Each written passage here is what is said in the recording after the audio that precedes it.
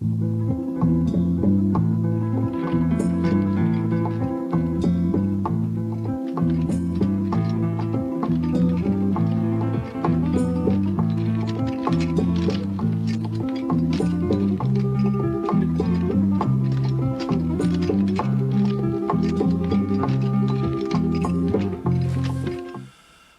guys, Charlie Tango 1 coming at you here with a different video. This one is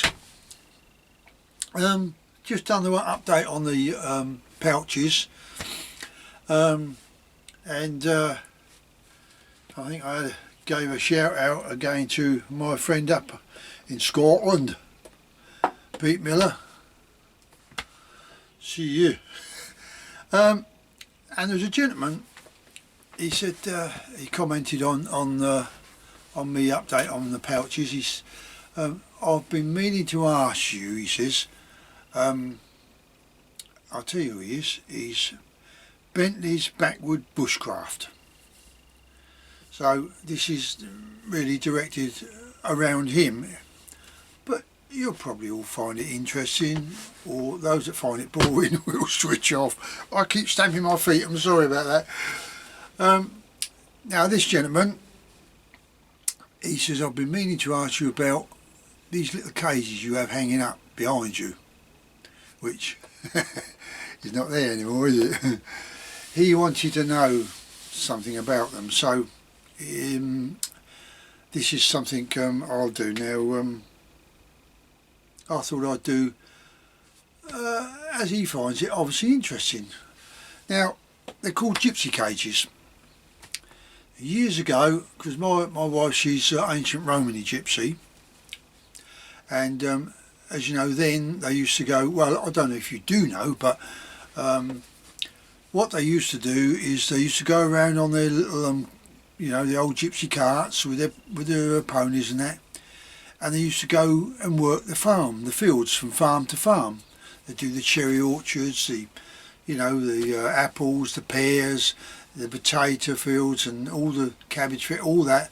They go round and do all that to earn their living.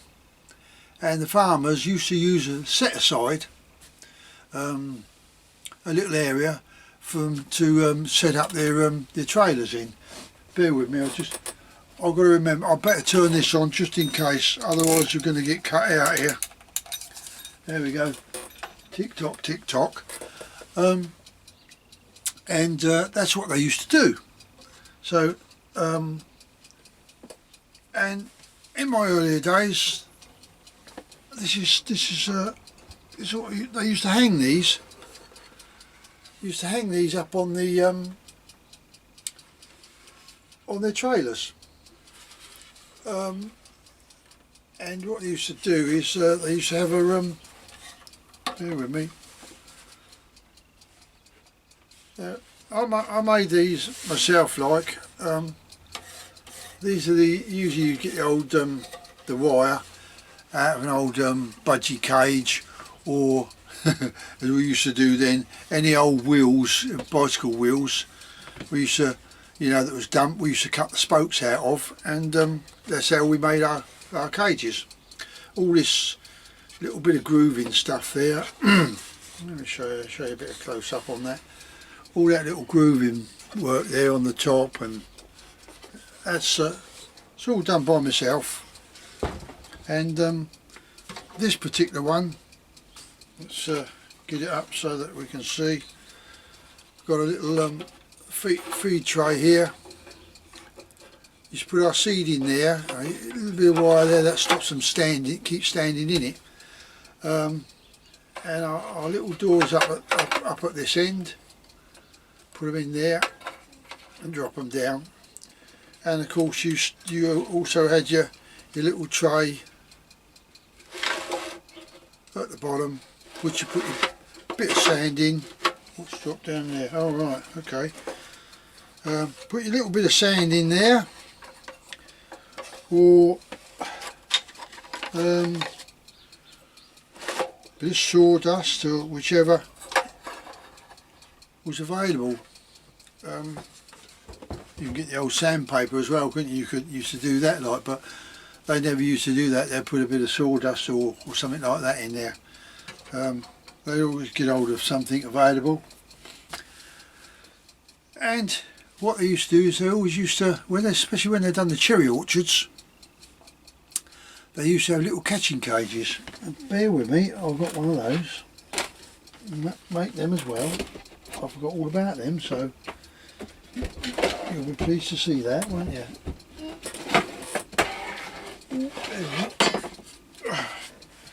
Now this is a single catching cage, and what they used to do is they used to put the singing bird in there, because it's separated in the middle,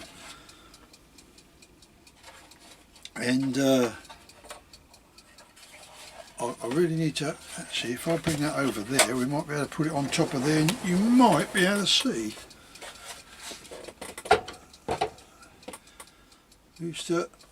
I'm going to drop the camera down a bit so you can see. There you go. We used to, this has got two little tiny springs on it, one here and one here, and we have a little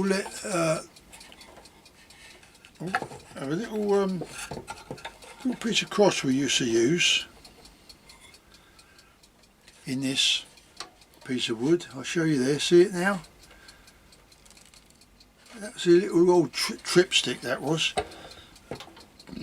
and I'll probably do it with something else so that it shows up easier. What can we use? Oh, I know, I've got a screwdriver here, we use that. And what they used to do is that they'd set this up somewhere either in the tree or in the orchard, somewhere quiet, and the goldfinch would come in here and you'd have some seed in the bottom there. Of course he needed that to jump in, so he'd stand onto that tripstick and the lid went straight down like that, and that's it, he's in there. And you'd have a calling bird in this side, so if you've got a male you put him in there and he'd sing his heart out and he'd draw the other the females and that in, particularly, you know, and it's on the cherry orchard where you'd find all these. So let's put that down for a minute. That's just a single. And they used to do the bullfinches as well. They used to capture them because they used to sell a few of the birds, like, even though it's illegal, and it still is illegal. And a lot of them used to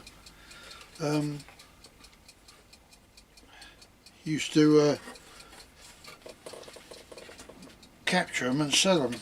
Well, it's not very it shouldn't do it really, but they were. Bear with me, I'm just setting this trap up so you can see this other one. Right, now this one here, this is the double. Same principle, but that's a double. And you'd have your calling bird in the middle, and you've got a door at the back here to put him in. A little bit of seed in there, and as I say, he'd come in there and he'd land on this perch here. As soon as he landed on that perch, down it went, just like that. And that's, get out of it, that thing. And that's how it used to be. But that was years and years ago. They don't do it so much now, and the Romanies, they're not the old-fashioned Romany gypsies that they used to be. They're going round there. They do take a very long time to make, but in between doing you'd be whittling stuff like this down.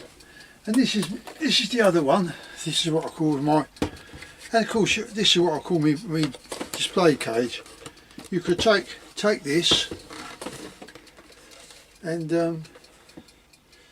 you take your goldfinch in there. When you go to these little shows, they used to have little shows somewhere like they do with the budgie shows,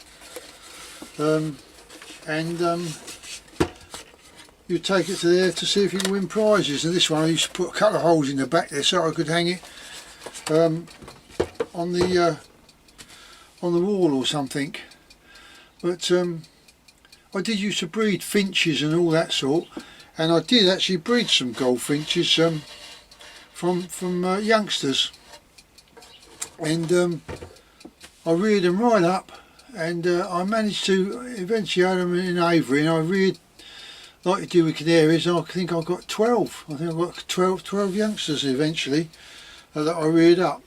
Now this one, this is a I'm just trying to get it so you can get it right. This little section here comes out. And what you used to do is that you used to put the old grit in there, little bits of grit and shell for them. And this one here, this was for the food. You put the seed in there and away you go. And you've got little separate holes in there for them to, can you see them? Where they poke their head in there and get their seeds. And as I say, it do take a long time to make, but I did enjoy making it. Now this one, the reason why this one's different is because, I'll stand up in a minute, make it easier. You could lift up this, I think you can see, and you take out your tray, put your grit in there, and you can empty it out and put fresh grit in there.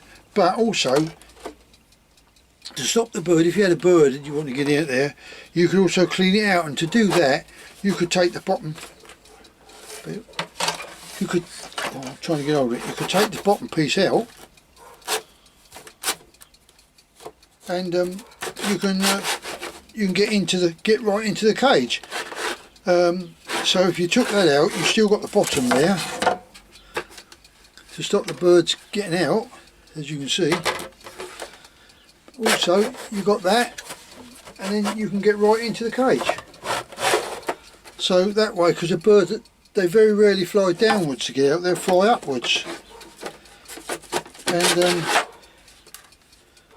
as I say, I made them, and I think I put a bird in them once or something, and then and that was it. Because personally, I don't think a bird should be in a cage. You know, that's bear with me. I'll just drop this back down. I don't think a bird should be in a cage. Should be out there in the wild, enjoying the wildlife. You know, but yeah, that was the early days. I'm talking years ago, like, you know, that's how old they are. But as always, you don't get rid of them. I did make another one. I gave that to my daughter. And as I say, years ago, I did have someone break into my aviary, and they actually broke into the inner aviary in the shed, and they nicked one of the other ones that I made, like. But they're very, very satisfying, very therapeutic as well, you know, when you're making them. But I did enjoy making it, and as I say, and in the summertime, once I got in the house, I'd hang up these outside in my back garden. They would sit there and they'd sing their hearts out. Beautiful. I mean, I actually reared 4 of them up by hand. The wife had a lot of dealing with it as well at the time, and oh, it's quite funny. I actually made a little T-piece perch, and they'd all sit on there, and you'd hand feed them. Oh, it's brilliant to watch it. They go like this when you feed time. They wiggle like that. They keep going sideways, and it's quite comical. But I did enjoy rearing them, and that's really what it's about: rearing the birds, not actually you know, capturing them. But that's what the old ancient Roman gypsies used to do with their birds, and they'd all have one of them singing away there, and it'd be hanging off of their caravan. That's just that's how they were in those days. But we've come a long way since then. Like, you know, you got without going into too much, you know, animal rights and this, that, and the other, like, you know, which is fair play. You know, I don't believe in cruelty and all that. Or ill treatment of any animal. I will not tolerate in any form. You know, it's red rag to a bull with me. I feel very passionate about the wildlife, and you know, that's why I love the camping, and I've done it at such an early age that when I went camping, you get up, you hear the dawn chorus, and you sit there and all you can hear is all these lovely birds singing. It's so peaceful and relaxing. You know, most of you campers that's on there, you know what I'm talking about. It's a different world when you get up in the morning, you make a brew, you sit there and sup your coffee or your tea, and the birds are singing their hearts out, you know. You sit there quiet and you get the old rabbit go by and everything else, and they don't even know you're there. You're one with nature. It's there you go. I'm not going to rabbit on anymore, although I've got a few minutes left, like. But that was for you, Bentley's Backward Bushcraft. I hope you found it interesting. I certainly enjoyed making them, and as I say, that was my show cage. But it did take a long time to make. But at the end result, you know, thinking, well, just because you haven't got the birds anymore, don't mean to say you sell it or, you know, bin it or whatever. So I just hang them up there, like, and that's probably where they'll sit. You know, certain things you don't want to part with, and these are two of them. I mean, all the stuff in this shed, I mean, it looks like looks like a war zone at the moment, but eventually you do use it all, like, but it's when. And it's almost like being a hoarder. That's the trouble. When are you a hoarder, and when are you not? If you're using them, then you're not a hoarder really as such, but there's a lot of people that buy the stuff and this, that and the other, no intention of using it, it just sits there, and you know, but my stuff does get used eventually. It all depends what job I'm doing as to whether it warrants me, you know, keeping the stuff, like, you know. So, like my sewing machine, that sits there for ages, but I still do a lot of stitch work, so it's not obsolete. I'm not hoarding it. It pays for itself, hopefully. Talking of which, I do have to get some more natural leather. I will be doing it, and for Peter Miller up in Scotland, my friend, he's ordered a little pouch, so I want to try and get my leather in, but I've yet to phone the chap to find out, because a lot of time he's abroad getting leather and coming back and what have you. Of course, if he's over there, it might be a week before I can get down to him and get some leather in, but there we go. I think I've just about exhausted that. Nothing left to say now, other than Survival Preacher. You've got a parcel coming to you. I don't know, I think I posted it the other day, so it's going to be a couple of weeks before you receive that. Blue Grass Bushcraft, you got a package that you ordered.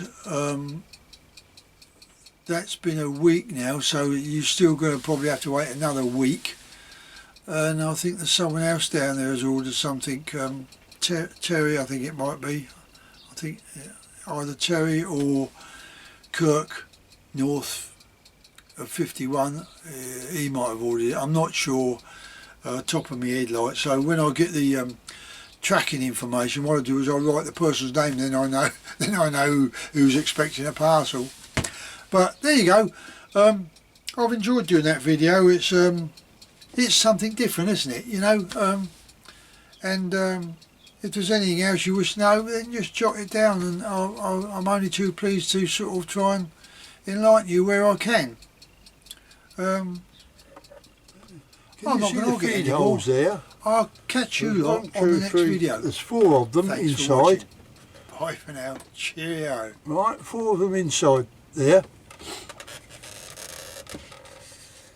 And obviously, to get that to line up, just use that. Have the drawer in there, and then put that piece of ply on the top to give you how much room. Right, now I've given you the tray size, haven't I? So let's take that out. That's the tray. Let's say this is a false bottom, okay? But if you want to do that false bottom, you've got to put a groove all the way round. Can you see? Round here you've got to have a groove in there, round on the back, and the same on the side. Alright, but I think personally, for your first attempt, mate, I just make a solid floor and then put a tray in there. Oh, excuse me. Right, now the reason I've taken this off is so you can see how this works. Now we've got this is what we've got here. This is the feeder bowl, right, upside down. 2 little bits of wood. Well, you can marry that up to suit this, to stick it on there if you want. It would be better because you wouldn't have the heads of the panel pins there. Do the same this end, a piece of wood to hold it. These, you want the holes, the size of these holes for feeding. Oh, looks like 1 inch, what's the name on there? Yeah, those holes are 1 inch. These holes here. Now the feeder,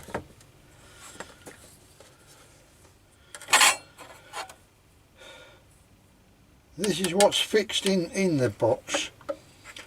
Again, it's a single ply that you use, same stuff as this. This is a single ply for the bottom. And that size is, I'll give you this size first, and then you put that on there, and the other one you put on the back. So the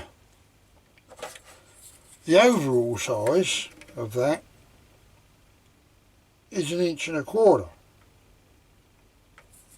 The overall from one edge to the next. But the inside piece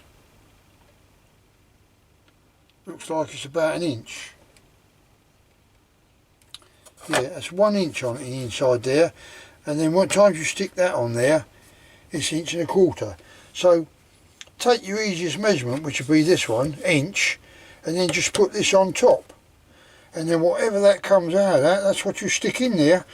This is a little 1/2 inch piece of square doweling type stuff, or 3/8 doweling, these little things, that one and that one over there, and you just glue this onto it then.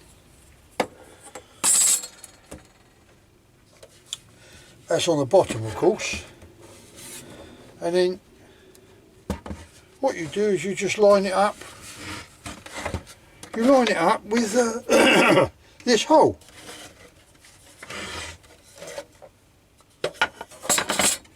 Yeah, and that hole we said was 1 inch, didn't we? Yeah, that hole is 1 inch by 1.5 inches. Yeah, so that's the inside measurement of this little feeder thing, 1 inch by 1.5 inches. So that's what you've got to make it. Better still, the feeder thing will give you the size, inch, there. I keep doing it upside down, don't I? Inch,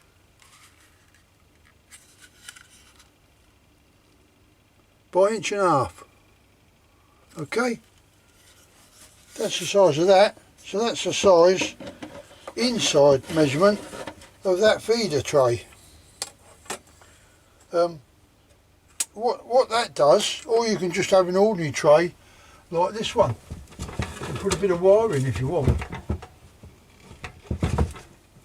I just put a bit of wire in there, chicken wire, just bent it over a bit, and the reason I've done that is because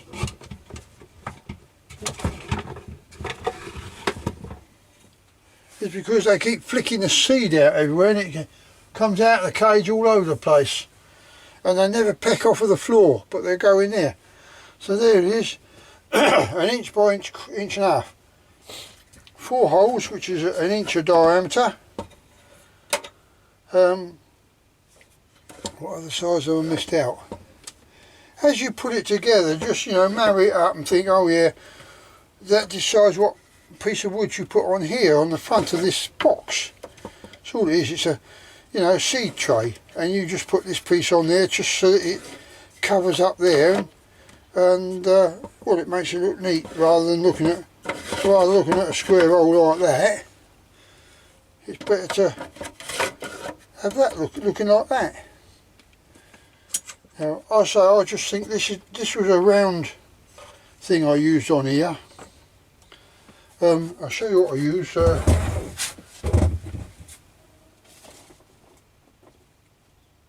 You can get these from online or anything like that. This is what I use for that.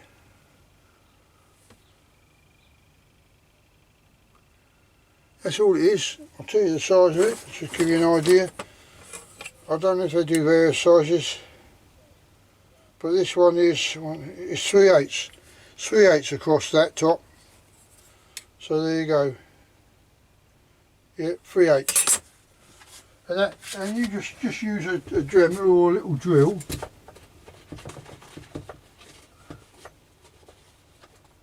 Oh, can I get in there?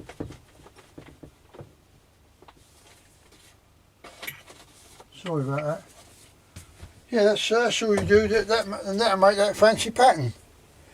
You don't have to go far. You just put it at the right angle, and away you go. Time consuming, I know.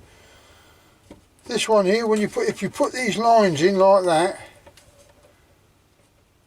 once you've done that, and you go down there with a gold marker, don't do it again. Just lift it straight off. If you slide it, you'll drag all the ink across it. So that's worth bearing in mind.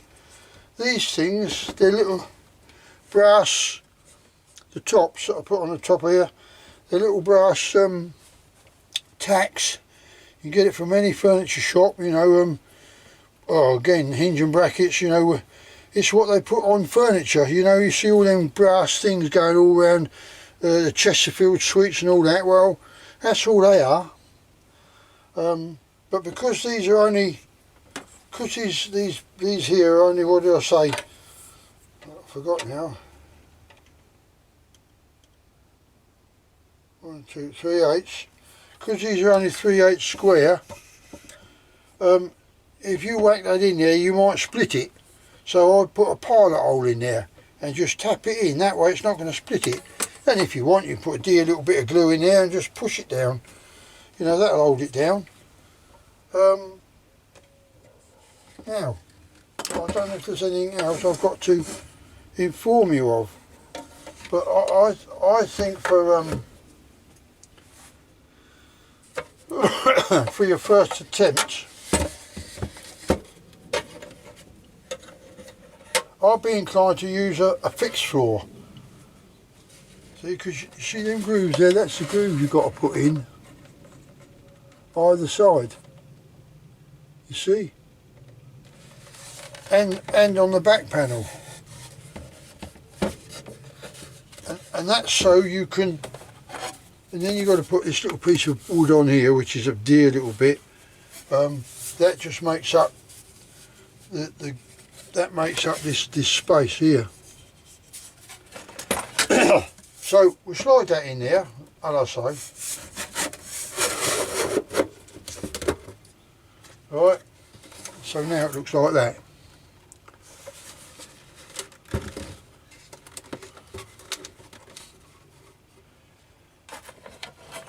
So when you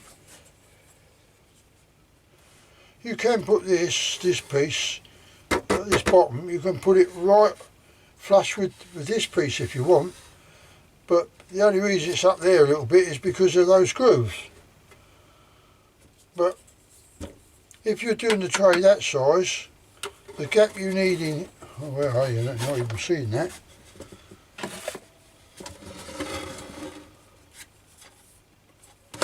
Yeah, if you're doing this tray this size, the gap you got in there, if it's going to be on the bottom, that gap has got to be the same as this piece of wood, the width of this wood here, which is,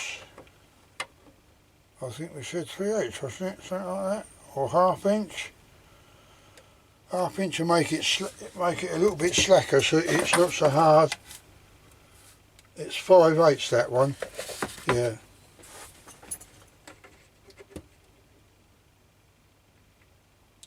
Yeah, I think the idea is to make this, that piece of wood here is 5/8, but for this you want ½ inch, because if you get any seed between the tray and the bottom of the cage, you'll have a job to pull the tray out. That's why there's a difference in those sizes. So you can keep going back on this video to get all your measurements, so you don't have to panic thinking, oh, I can't get them all down. You'll get there in the end, but I'll try to make it look simple, but how can you make something look simple when you're trying to give out all these measurements? It's a bit difficult, but there you go. It's I don't think there's any more measurements I can give you. That's about it. But other than the total depth of that, we said was what? 8.5 inches, didn't we? Yeah. I don't know how you can. Yeah. If you're not gonna bother with this little extra tray that slides out, this, where are we? If you're not going to bother with that because it's a very thin ply, then bring the base right down to the bottom. Bring it right to the bottom of the legs. Obviously that's going to make a difference with that, unless you use a thicker bit of ply.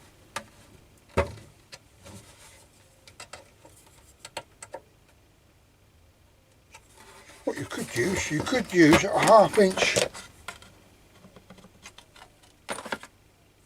You could use a ½ inch on that.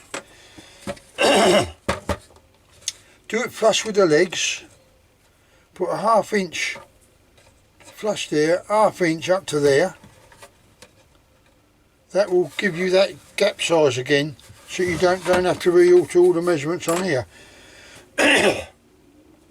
But marry stuff up against it as you go.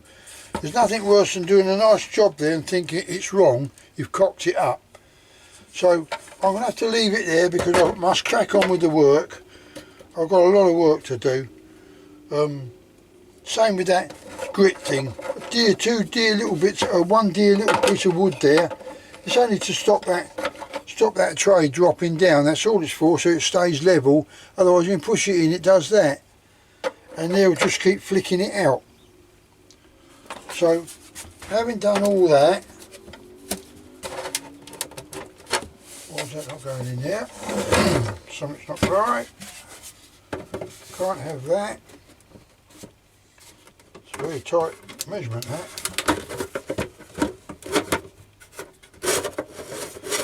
Oh, that's simply because that's got to go in first, I think.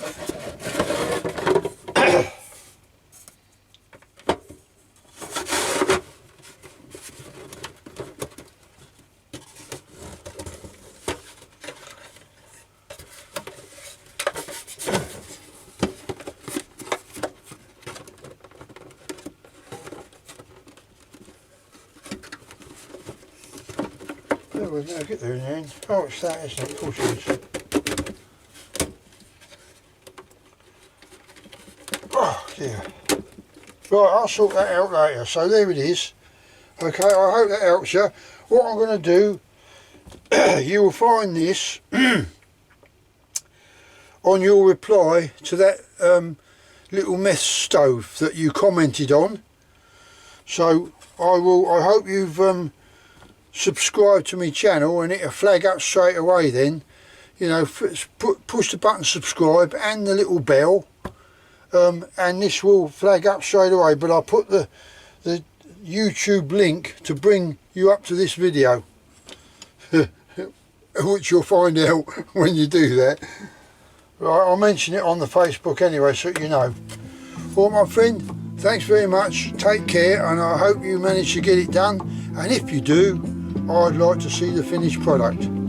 Thanks ever so much, enjoy your venture, and I hope this has helped you, so good luck with it all.